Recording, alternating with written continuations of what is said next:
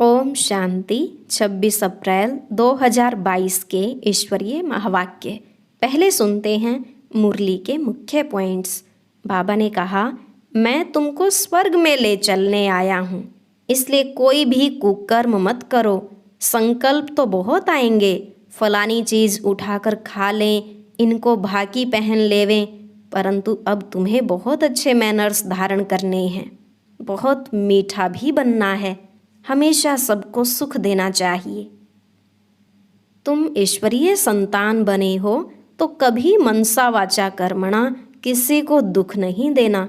अगर दुख देंगे तो महान दुखी होकर मरेंगे। सदा स्मृति रहे, मैं अविनाशी आत्मा हूँ। यह शरीर तो पुराना है। अगर कोई बीमारी आदि आती है तो वह भी भोगना भोग, हिसाब किताब चुकतू करना है। इसमें डरना नहीं है, नहीं तो फिर सजा खानी पड़ेगी। ऐसे नहीं सोचना कि बाबा तो समर्थ है, हमारी बीमारी को ठीक क्यों नहीं करते। बाबा ने कहा, मैं तुम्हारी आत्मा को इंजेक्शन लगाने आया हूँ, बाकी मैं कोई डॉक्टर थोड़े ही हूँ जो बैठ दवाई दूंगा। मेरा काम है शिक्षा देना, मैं तो टीचर हूँ। हाँ, सबसे अच्छी दवाई है योग। मुझे याद करने से तुम सदा निरोगी बन जाएंगे। याद की कमाई में कभी उबासी व झुटका नहीं आना चाहिए। बाप कितना प्यार से समझाते हैं, तो हर काम इशारे से करना चाहिए। जो बगैर कहे काम करे सो देवता, कहने से जो करे सो मनुष्य। लास्ट में बाबा ने कहा, अब तुम बच्चों को घोर अंधियारे से निकलना चाहिए। कभी कोई ऐसा कर्तव्य नहीं करना जो बाप कहे कि तुम कोई बंदर हो। सवेरे उठकर बाप को याद करो तो पाप भस्म हो जाएं। विकर्म विनाश नहीं हुए तो बंदर के बंदर ही रह जाएंगे। अब सुनते हैं महावाक्यों को विस्तार से। मुरली का सार। मीठे बच्चे, उच्च पद पाना है तो आत्मा में ज्ञान का पेट्रोल भरते जाओ। सवेरे सवेरे उठकर बाप को याद करो। कोई भी उल्टी चलन नहीं चलो। प्रश्न, बाबा हर बच्चे की जन्म पत्री जानते हुए भी सुनाते नहीं, क्यों?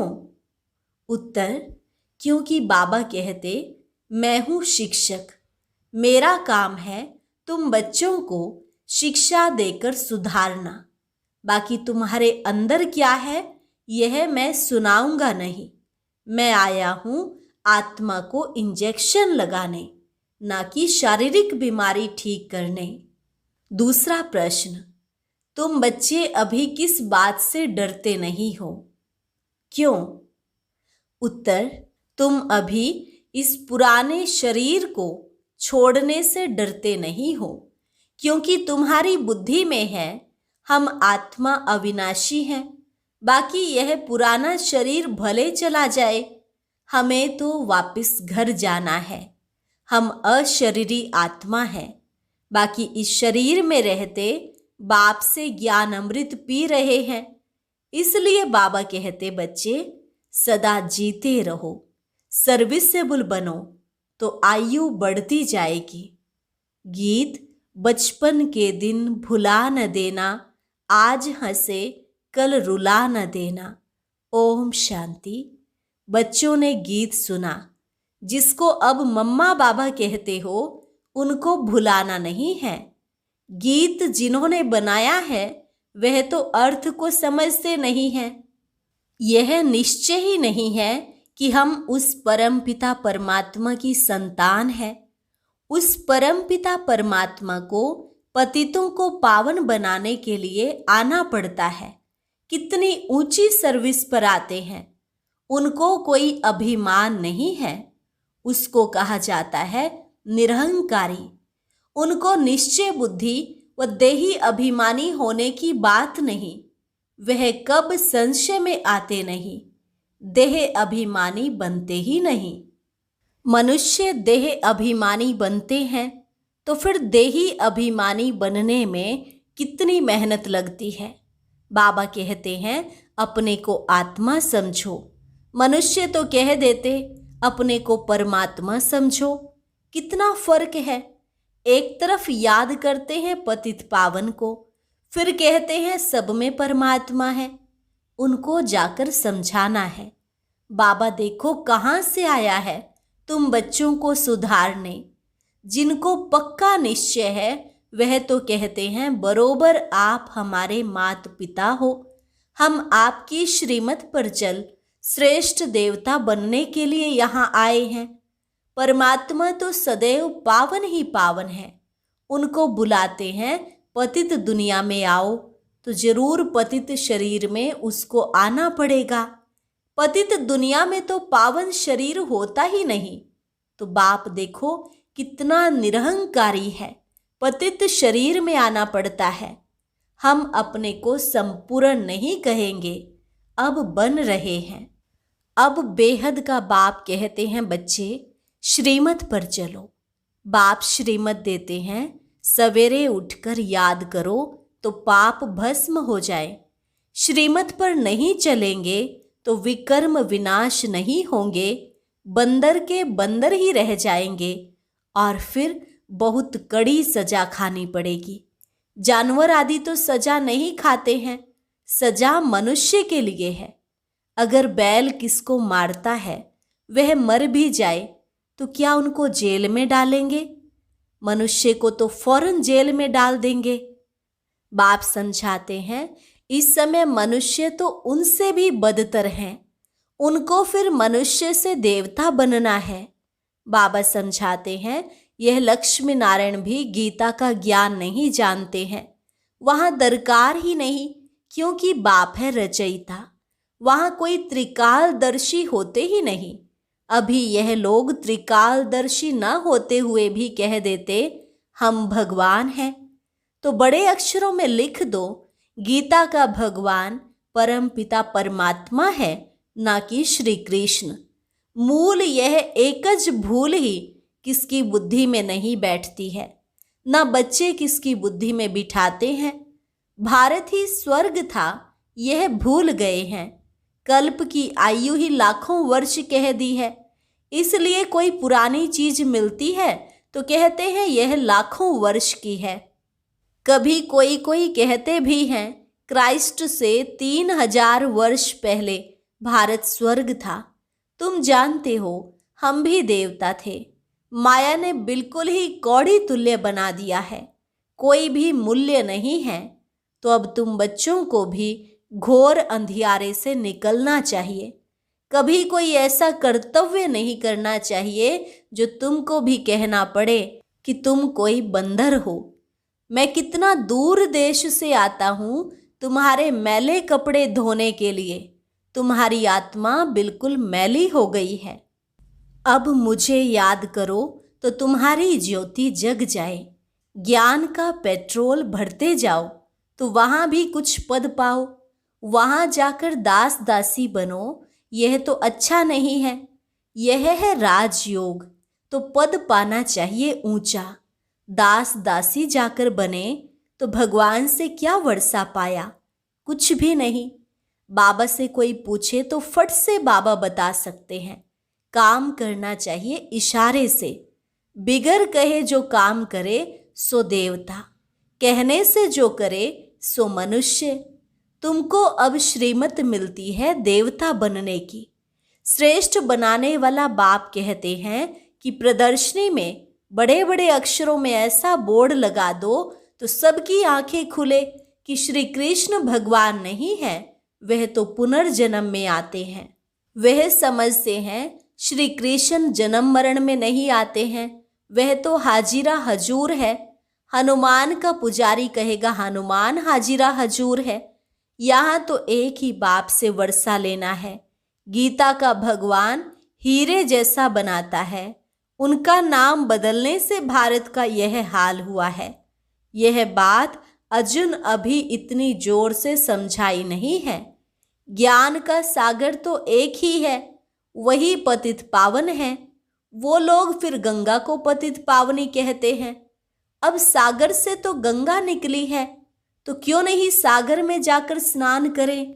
उनको समझाने के लिए बच्चों में परिस्तानी गुण चाहिए। सबको समझाना चाहिए हम तो बाप की महिमा करते हैं, निराकार परमात्मा को तो सब मानते हैं, परंतु सिर्फ सर्वव्यापी कह देते हैं। कहते भी हैं हे राम, हे परमात्मा, माला सिमरते हैं ना, ऊपर में है फूल, उसका भी अर्थ नहीं समझते। फूल और मेरू युगल दाना, माता पिता प्रवृत्ति मार्ग है ना, रचना रचेंगे तो जरूर माता पिता चाहिए, तो इन द्वारा बैठ लायक बनाते हैं जो फिर माला सिमरी जाती है। परमात्मा का आत्मा का रूप क्या है वह भी नहीं जानते हैं। तुमने नई बात सुनी है, परमात्मा एक छोटी बिंदी है। वंडर है ना, इतनी छोटी बिंदी को कोई ज्ञान सागर मानेंगे? मनुष्य को मानते हैं, परंतु वह तो मनुष्यों को मनुष्य द्वारा ही ज्ञान मिलता है, जिससे दुर्गति ही हो गई है।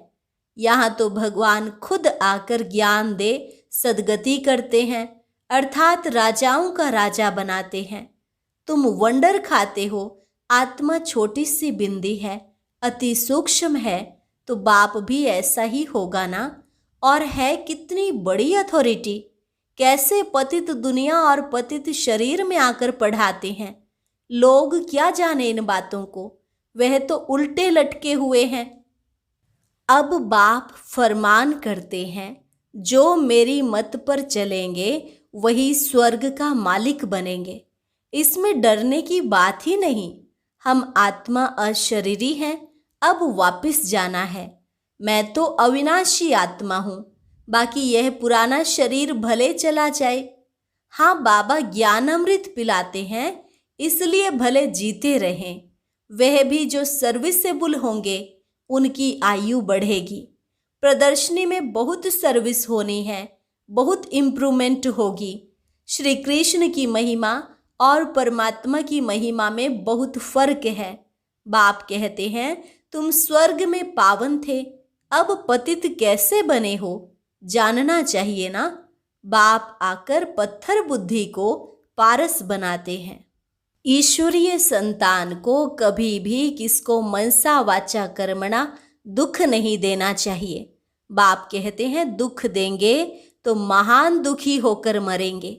हमेशा सबको सुख देना चाहिए। घर में मेहमानों की बहुत अच्छी सेवा की जाती है। यह पुराना शरीर है, भोगना भोग, हिसाब किताब चुकतू करना है, इसमें डरना नहीं है, नहीं तो फिर सजा खानी पड़ेगी। बहुत मीठा बनना है। बाप कितना प्यार से समझाते हैं। कमाई में कभी उबासी व झुटका नहीं आना चाहिए। बाप कहते हैं मुझे याद करने से तुम सदा निरोगी बन जाएंगे। तुमको स्वर्ग में ले चलने आया हूँ, तो कोई भी कुकर्म मत करो। संकल्प तो बहुत आएंगे, फलानी चीज उठाकर खा लें, इनको भाकी पहन लेवें। अरे बाप तो बच्चों की जन्म पत्री जानते हैं, इसलिए मैनर्स अच्छे धारण करने हैं। बाप कहते हैं मैं सभी की जन्म पत्री जानता हूँ, परंतु एक एक को बैठ सुनाऊंगा क्या कि तुम्हारे अंदर क्या है। मेरा काम है शिक्षा देना, मैं तो टीचर हूँ। ऐसे नहीं, बाबा तो जानते हैं हमारी दवाई आप पे ही भेज देंगे। बाबा कहेंगे बीमारी है तो डॉक्टर के पास जाओ। हाँ, सबसे अच्छी दवाई है योग। बाकी मैं कोई डॉक्टर थोड़े ही हूँ जो बैठ दवाई दूंगा। हाँ, कभी दे भी देता हूँ, ड्रामा में कुछ नोंद है तो। बाकी मैं तुम्हारी आत्मा को इंजेक्शन लगाने आया हूँ। ड्रामा में है तो कभी दवा भी देते हैं। बाकी ऐसे नहीं, बाबा समर्थ है, हमारी बीमारी को क्यों नहीं छुड़ा सकते हैं। भगवान तो जो चाहे सो कर सकता है। नहीं, बाप तो आए ही हैं पतितों को पावन बनाने।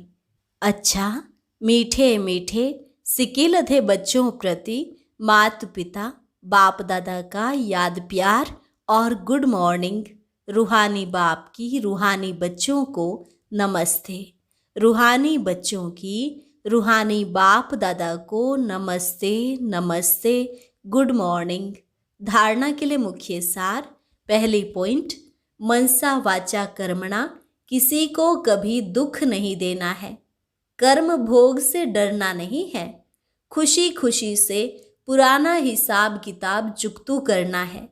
संकल्पों के वश हो कोई भी कुकर्म नहीं करना है, अच्छे मैनर्स धारण करने हैं।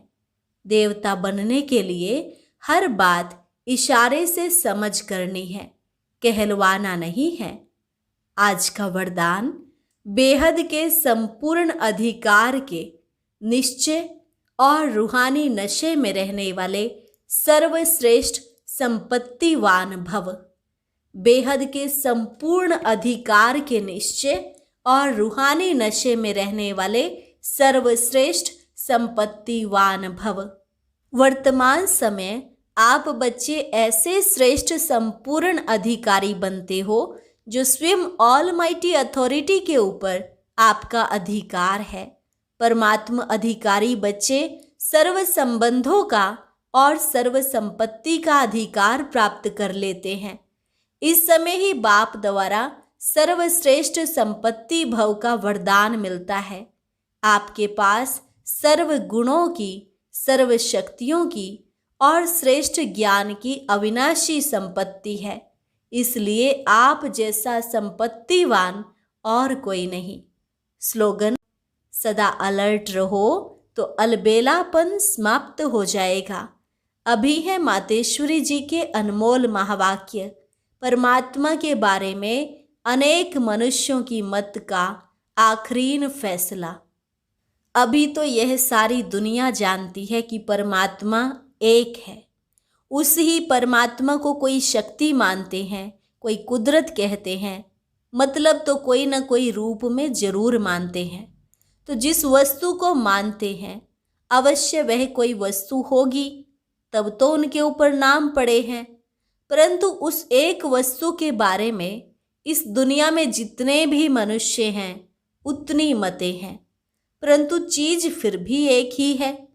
उसमें मुख्य 4 मतें सुनाते हैं। कोई कहता है ईश्वर सर्वत्र है, कोई कहता है ब्रह्म ही सर्वत्र है, कोई कहता है ईश्वर सत्यम माया मिथ्यम, कोई कहता है ईश्वर है ही नहीं, कुदरत ही कुदरत है। वो फिर ईश्वर को नहीं मानते। अब यह है इतनी मतें। वो तो समझते हैं जगत प्रकृति है, बाकी कुछ है नहीं। अब देखो, जगत को मानते हैं, परंतु जिस परमात्मा ने जगत रचा उस जगत के मालिक को नहीं मानते। दुनिया में जितने अनेक मनुष्य, उन्हों की इतनी मतें। आखरीन भी इन सभी मतों का फैसला स्वयं परमात्मा आकर करता है। इस सारे जगत का निर्णय परमात्मा आकर करता है, अथवा जो सर्वोत्तम शक्तिवान होगा वही अपनी रचना का निर्णय विस्तार पूर्वक समझाएगा। वही हमें रचता का भी परिचय देते हैं और फिर अपनी रचना का भी परिचय देते हैं। अच्छा, ओम शांति। और अब सुनते हैं आज का अव्यक्त ज्ञान मोती। ये एक बहुत संस्कारितापूर्ण वीडियो है, जरूर देखें, कोई भी मिस ना करे।